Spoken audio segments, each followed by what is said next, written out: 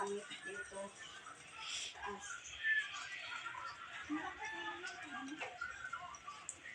Amin okay naman.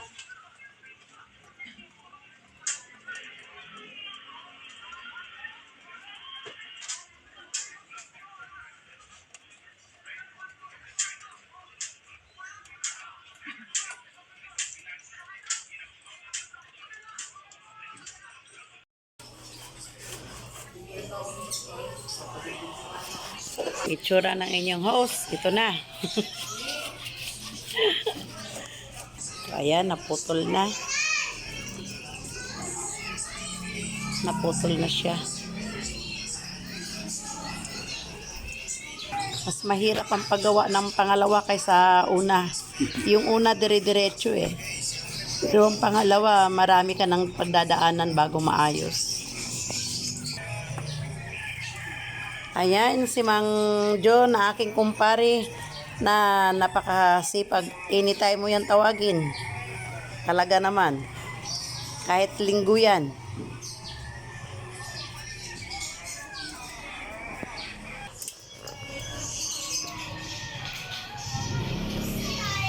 Yan, kailangan putulin yung karugtong sa taas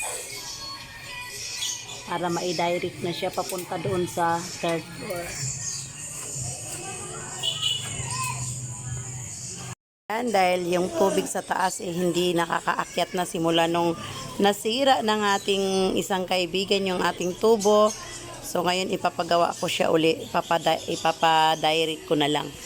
Hindi babaguhin na yung linya, hindi na siya padadaanin dyan. Babaguhin, idadirect na lang siya sa tubo. Kasi hindi talaga umubra, talagang ginawa na eh, diniretso na siya eh. Kaso lang, talagang gapatak na lang ang tumatakbong tubig doon sa taas, kaya kailangan na nating ipagawa.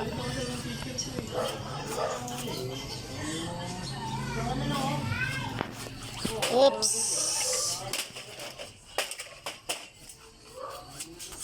Naputol na rin para ma-direct na siya.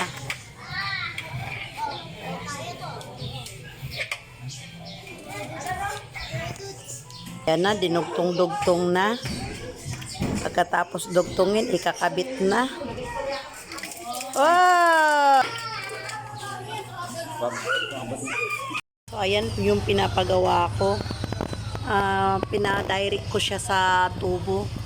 Dati kasi diyan siya kinukuha yung yung linya ng tubig niya. Ngayon naka-direct na siya.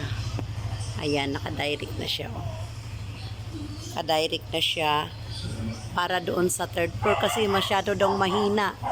Ngayon i-check natin yung kanilang tubig bago ako magbayad sa aking tubiro. So ayan, akyat tayo dito sa third floor. Akyat tayo. Akyat tayo. Akyat tayo. Akyat tayo. Ano, nabuksan nyo na yung tubig? Okay na ba? Nabuksan nyo na ba? Sa babate? Hindi pa. Ilang ano daw? Dito, bukas po. Kasi pag nabuksan na rin sa baba, mga go-open na dito. Binuksan na ba? Ano, okay na ba? Tingnan mo nga. Binuksan na ba yung punta doon? Wait lang.